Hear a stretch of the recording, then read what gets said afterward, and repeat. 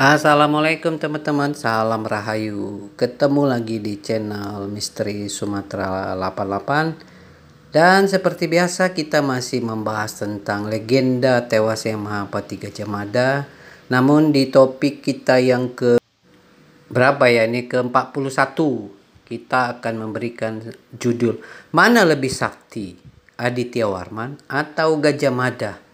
Seperti kita ketahui dari pembahasan yang beberapa episode lalu, kita selalu membahas Aditya Warman dan Gajah Mada.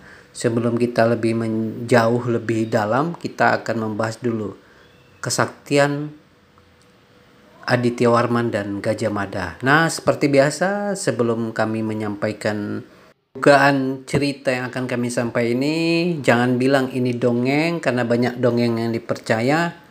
Jangan bilang ini cocokologi karena kita para raton yang tak jelas itu sangat banyak dipercayai orang dan banyak sejarawan masih memperdebatkannya.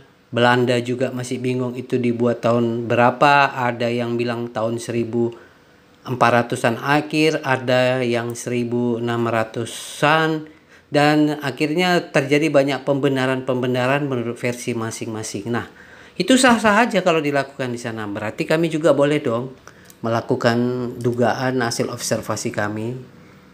Oke, biar posisi kita berimbang. Kalau di sana boleh, kenapa di sini tak boleh? Gitu ya. Oke, kita lanjut ya. Gajah Mada vs Aditya Warman. Siapa yang lebih sakti antara politik dan spiritualitas dan keabadian?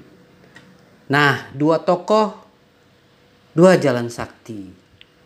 Dua tokoh agung dari masa silam, satu dikenal sebagai pemersatu Nusantara, yang satu lagi disebut Raja Dewa pemilik tubuh bayi rawa. Gajah Mada dan Aditya Warman, dua nama besar, dua jalur kesaktian. Siapa yang lebih unggul? Mari kita telusuri. Gajah Mada, kesaktian dan strategi sang Mahapati. Gajah Mada bukan hanya ahli siasat, tapi juga penguasaan ilmu batin, disiplin tinggi, kendali diri mutlak, dan pemahaman terhadap ajaran Siwa Buddha menjadikannya seperti yogi negara. Tapi apakah itu cukup untuk disebut sakti? Kekuatannya, strategi militer, pengaruh politik, dan ketahanan batin. Sementara Aditya Warman, Raja Bhairawa Tantra Heruka dari Minangkabau. Aditya Warman disebut sebagai inkarnasi Heruka Bhairawa Minangkabau. Dalam tantra keras, ia menyatu dengan kekuatan penghancur. Arca Bhairawa setinggi 4 meter bukan hanya lambang, tapi tubuh baru bagi kekuasaannya. Kekuatannya, penguasaan Bhairawa Tantra Heruka Minangkabau, penyatuan spiritual dan politik, juga warisan budaya. Perbandingan kesaktian duniawi vs adikodrati. Gajah Mada menguasai siasat dan batin, sementara Aditya Warman menguasai tantra dan ritual. Satu membangun imperium, satu menanam jiwa keabadian dalam arca. Jika keduanya bertempur, kekuatan fisik dan batin akan bertarung dengan energi gaib dan mantra. Lalu warisan, siapa yang bertahan? Majapahit runtuh. Gajah Mada menghilang dalam kabut sejarah.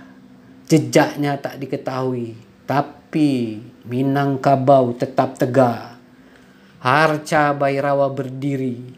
Adat tak lapu. Apakah ini bukti kesaktian Aditya Warman yang lebih kekal dan abadi? Misteri Arca Bhairawa Tantra Heruka Aditya Warman adalah tubuh kedua sang raja.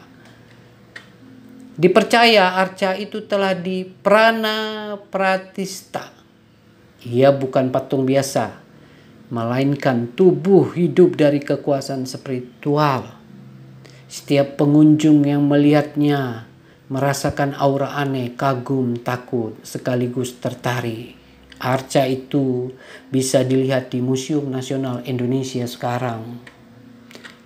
Kesimpulan reflektif, mereka berdua sakti dalam jalurnya masing-masing, tapi mungkin keabadian bukan soal siapa yang paling kuat saat hidup, tapi siapa yang paling dalam menanamkan jiwa ke dunia. Kesaktian sejati bukan diukur dari kekuatan fisik atau kejayaan sementara, tetapi dari sejauh mana seorang mampu meninggalkan warisan yang hidup di hati manusia dan semesta. Kita jelaskan makna perbagian. Mereka berdua sakti dalam jalurnya masing-masing. Gajah Mada dan Aditya Warman memiliki kekuatan yang luar biasa, tapi berbeda jalur. Satu lebih fokus ke strategi politik dan pengendalian batin duniawi, yang satu lagi ke kekuatan spiritual dan mistis Adi Kodrati. Tapi mungkin keabadian bukan soal siapa yang paling kuat saat hidup. Artinya kekuatan saat hidup bisa memudar atau terlupakan. Banyak tokoh hebat yang hilang dalam sejarah karena tidak meninggalkan bekas yang hidup dalam kesadaran kolektif. Tapi siapa yang paling dalam menanamkan jiwanya ke dunia? Artinya, tokoh yang benar-benar abadi adalah dia yang berhasil menyatu dengan budaya, tanah, spiritualitas, dan kesadaran masyarakat. Dalam konteks ini, Aditya Warman dianggap lebih berhasil karena warisannya, Arca Bhairawa Tantra Heruka, itu disimpan di Museum Nasional Indonesia sampai sekarang ini. Artinya sudah 750 tahun arca itu masih kokoh, dan Anda bisa lihat itu di Museum Nasional Indonesia. Lalu kebudayaan Minangkabau. Siapa yang tak kenal Minangkabau? Abadi. Ini bukan hanya soal kekuatan, tapi soal siapa yang menanamkan jiwanya lebih dalam keperadaban, sehingga dikenang dan dirasakan hingga ratusan tahun kemudian. Kebesaran sejati seorang tokoh tidak diukur hanya dari kekuatannya saat hidup, tapi dari seberapa dalam pengaruhnya meresap ke dalam budaya, tradisi, dan kesadaran masyarakat hingga ia terus dikenang, dirasakan, dan dihormati berabad-abad setelah wafat. Penjabarannya bukan hanya soal kekuatan. Banyak orang kuat, sakti, atau berjaya semasa hidup, tapi setelah mereka tiada, tak ada yang mengingat atau merasakan jejaknya lagi. Menanamkan jiwa keperadaban artinya seorang meninggalkan nilai warisan, ajaran, atau simbol-simbol hidup yang menyatu dengan identitas masyarakat, seperti adat, arca, kitab, atau sistem budaya. Dikenang dan dirasakan hingga ratusan tahun kemudian. Seperti Aditya Warman yang Arca Bhairawanya masih berdiri dan disimpan dengan terhormat di Museum Nasional Indonesia di Jakarta, dan adat Minangkabau masih kokoh. Sementara Majapahit dan Gajah Mada hanya tinggal kenangan. Keagungan mereka yang dulu begitu besar kini hanya hidup dalam catatan sejarah dan ingatan, tanpa warisan nyata yang masih aktif dalam kehidupan budaya atau spiritual masyarakat. Tidak ada sampai sekarang kita menemukan yang namanya Provinsi Majapahit. Kecamatan Majapahit aja nggak ada. Malah di Jawa Timur ada yang ada Kecamatan Medang. Masih hebat Medang lagi. Arti makna mendalamnya, Majapahit meskipun pernah menjadi imperium terbesar di Nusantara, kini tak menyisakan sistem adat, kerajaan aktif, atau simbol kekuasaan spiritual yang masih hidup. Seperti halnya Minangkabau. Jangan bilang Indonesia ini reinkarnasi dari Majapahit. Oh, jangan lupa, Indonesia ini didirikan dengan banyak ragam dan budaya dan diaplikasi dari banyak unsur di seluruh Indonesia. Jadi tidak bisa bahwa Indonesia ini adalah ciptaan dari Singosari dan Majapahit. Lupakan itu. Karena bahasa-bahasa Melayu. Kalau ini hasil ciptaan Majapahit dan Singosari, berarti bahasa negara kita ini adalah Jawa, bahasa Jawa. Oke, Indonesia tercipta dengan banyak ragam dan unsur. Lalu Gajah Mada, meski diagungkan sebagai pemersatu bangsa, tidak meninggalkan arca, tradisi, atau pusat spiritual yang menjadi warisan aktif seperti yang ditinggalkan Aditya Warman melalui Bhairawa Tantra dan arca Batara Kala raksasanya yang disimpan dengan terhormat di Museum Nasional Indonesia dengan posisi yang sangat hormat. Artinya, yang tersisa dari mereka hanyalah kenangan besar dalam bentuk teks, relief, atau mitos. Mereka dikenang tapi tidak lagi menghidupi sebuah budaya yang aktif dijalankan setiap hari oleh masyarakat. Warisan Gajah Mada dan Majapahit memang besar, tetapi tidak lagi menjadi bagian hidup dari keseharian masyarakat zaman sekarang.